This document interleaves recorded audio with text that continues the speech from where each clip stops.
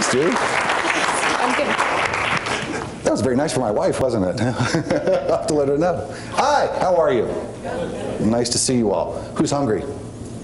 I've seen it. It looks pretty good.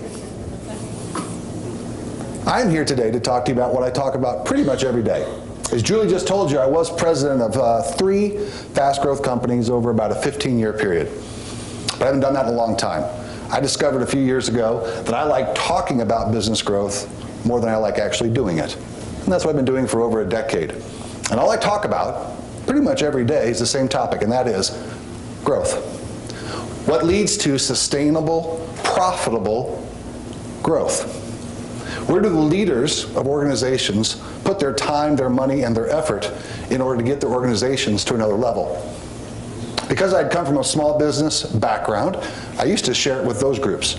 But over the years, it's become very important for people to think more entrepreneurially in government, in communities, in publicly held entities, in faith-based groups.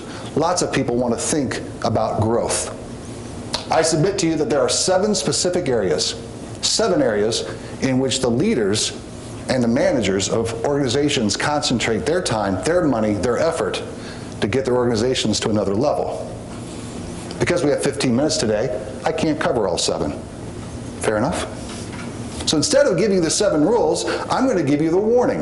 It's a warning I give to groups every single day. I even wrote a book about this warning. It's a warning of sorts, and I like to call it the milkshake rule. It's the milkshake rule. And it's a true story that happened to me about 7 years ago now in Baltimore, Maryland. In Baltimore. It was a cold day, kind of like in this room, but it was cold. Are you cold? I can see that. She's cold. She's wrapped up in a denim blanket of sorts over there. About 7 years ago in Baltimore. What you're seeing me do now, I do on average about 70 times a year over the last 10 years. Now, I wouldn't do it if I didn't love it. But business travel has gotten difficult. Anybody here do even 10 days? Who does 10 days? Anybody do 10 days? You do. What's your name? Janet, from now on, it's just you and I, since you raised your hand first. You don't mind. Were you late? Is that why you had to sit up front? Yeah, you like being up front? You're into it, all right, but you're cold. All right, so you travel at least 7 days a year. I don't want to put words in your mouth. Can you help the rest of the group that don't travel as much understand that prior to 9/11, it was never fun, but it was acceptable? Can we agree? After 9/11, it became increasingly difficult, and somehow in the last 5 years, it's gotten even worse. Would you agree? Irretrievably lost luggage, counter help that's no help. A few years ago, a buddy of mine, who was my roommate in college, saw my face and said, "Steve, what's wrong?" I said, "Nothing's wrong. Business is good. Life is good." He said, "No, I can see." He said, "What's the problem?" I said, "I can be honest with you, Bob." And Bob is my roommate from college. Now, you got to understand this. And he was a psychologist, and is a psychologist in Dallas, Texas. We still talk once a week. Yeah. I'm not on a couch at the time. He said this, "Steve, it's the business travel that's getting you down. And I suggest you find a way to put a smile on your face.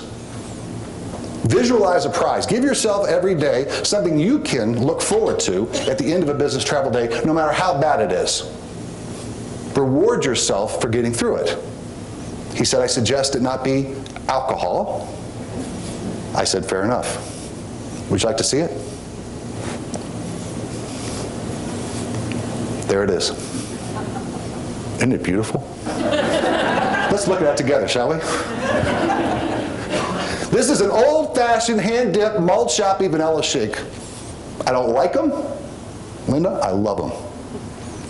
This is what gets me through the business travel day when they say things to me like, "I'm so sorry, sir, your flight's been canceled." That's okay.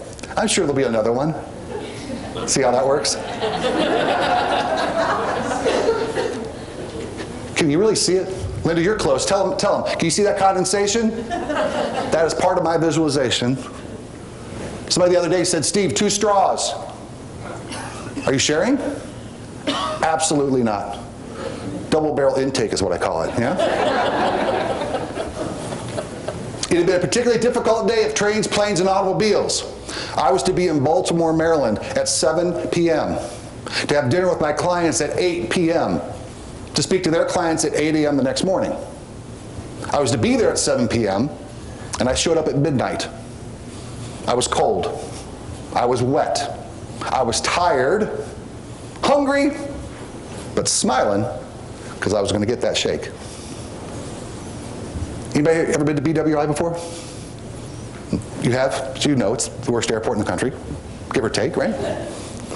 I show up at BWI late, went outside to grab a cab. I'm going down into the inner harbor of Baltimore, and I've got 2 bags on my shoulders. I get into a taxi cab that takes me down into the city, and I show up at the hotel, 30-minute wait to check in. Just one of those nights. 1 in the morning, 30-minute wait to check in. Everyone had been inconvenienced by weather. So eventually it's my turn. And they give me one of those plastic keys. You know what I'm talking about, a plastic key? Room 809. Put the 2 bags on my shoulders. I went to the elevator bank. I went up to the 8th floor, took out my trusty key, and I put it in the door. What happened? It didn't work. 50-50 proposition in our country. Is that right? Speakers know. Anybody here good with numbers? Who's good with math? Anybody good with math? Somebody just go along with the bit and say, yes, I'm good with math. You're good with numbers? Are you really? Maybe you can help me with this, because it's a new theorem I've come up with. It's brand new. I've discovered something. I've discovered that the incident of electronic key failure is directly proportional to the amount of travel hassles incurred in a given travel day. I'm glad the speakers love that one, right? There's a corollary. And maybe you can write this up at lunch and give it to me since you're good with numbers. I don't know. I speak for a living. I don't know numbers very much. So the corollary says this. The incident of electronic key failure is directly proportional to the amount of travel hassles incurred and the distance you are from the front desk at any given moment in time. I went back downstairs, I got another key, put the 2 bags on my shoulders, went back to the elevator bank, went up to the 8th floor, put it in the door, and it worked. It worked, and I pushed through. I didn't even put the bags down. I went straight for the phone, and I hit room service. This is an exact quote. This is an exact quote of what I heard on the other end of the line. Good evening, Mr. Little. This is Stuart in room service. What can I do to serve you? Quite the eager beaver for 1 in the morning. Would you agree? But he was obviously polite, obviously well trained. At this point in the transaction, Linda, I was relatively encouraged. At this point, I said, Stuart, I'd like a vanilla milkshake, please. Now, what did Stuart say to me? I heard it over here. Thank you. Who said it? Free book. Good for you. Yeah, we don't have vanilla milkshakes, and I was crushed, heartbroken. Look at it. That's my screensaver. I was crying. But I pushed through, I regrouped, I said this. I said, Stuart, my friend. Clearly we were friends already, very familiar kid. Stuart, my friend, let me ask you this. Do you have any vanilla ice cream in the kitchen? Oh yes, Mr. Little, we've got ice cream. Would you like some? I said, Stuart, I'm gonna need a full bowl of vanilla ice cream. He said, yes, sir. Right away, sir. Anything else we can do to serve you? I said, yeah, Stuart. You got any milk? You got any milk in the kitchen? Oh yes, Mr. Little, we've got milk. Would you like some of that too? I said, Stuart, I'm gonna need the tallest tumbler you have, half full with milk. Half full, Mr. Little? Half full, Stuart. Gonna have to charge you full price. That'd be fine, Stuart. Whatever you gotta do, buddy. Anything else, Mr. Little? Anything else we can do to make your life easier? I said, Stuart, I'm gonna need a long spoon to go with that. Now, it's late in the day. It's time for lunch. People are cold and tired, and I don't have a milkshake for you. But I'm here to promise you that what I'm telling you is the absolute truth. This is what happened. 5 minutes later, knock at the door. There was a tray. It wasn't Stuart, but there was a tray. Full bowl of ice cream, half a glass of milk, long spoon. Now, the question is this. It's a question for the room. It's a simple question. The question is this. Is Stuart stupid?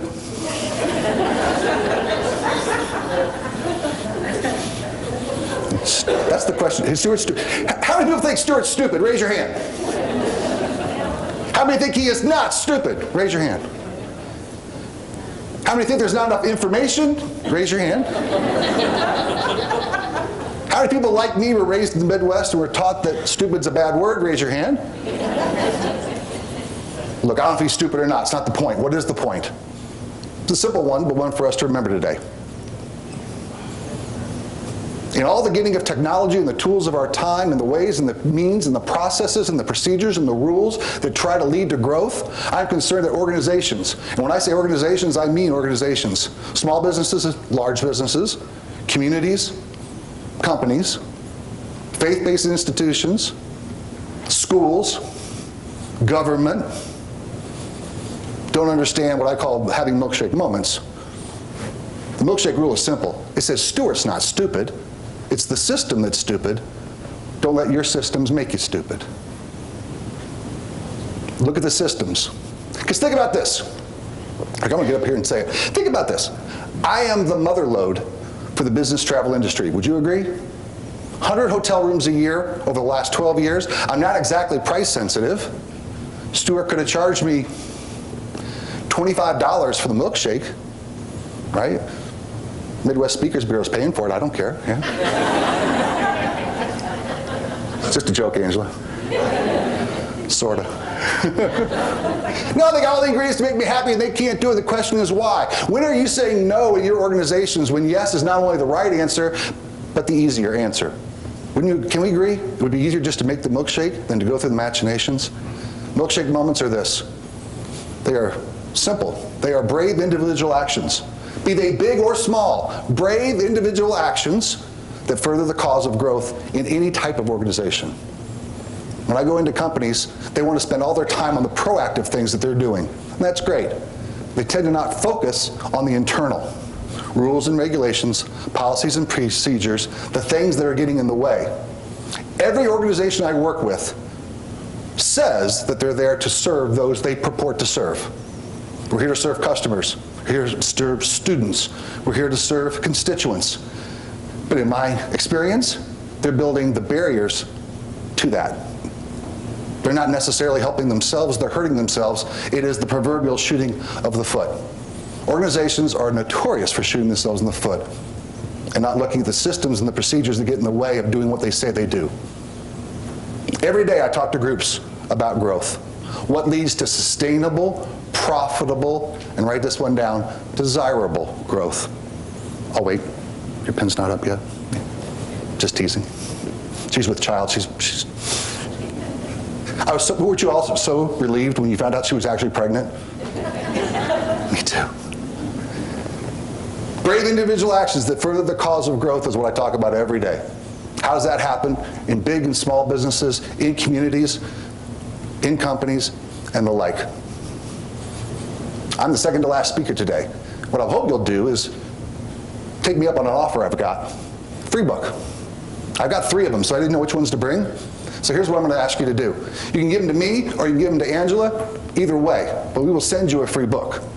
You just have to figure out which one it is, and we'll do it together. I'll be able to tell by the type of company you are. But this is how you reach me, right there, if you want to reach me. But if you want a free book, just take your cards out and put on the back, free book. And I'll be able to tell by the type of organization you are what free book you should get, and Angela will help me do it. I'm going to give them to Angela, so don't worry about me keeping them and pestering you. I promise I won't do that. I'll give them to Angela, or you can hand them to her if you don't trust me. That's fine. My wife doesn't trust me either, so that's good. This is how you would follow my tweets if you were so inclined. But I hope some of you will do is if you think I might be a good fit, come join me at lunch. I'll be able to answer any questions then. Maybe I'll have some questions for you. It's been an honor. It's been a pleasure. Get warm. Talk to you soon. Thanks.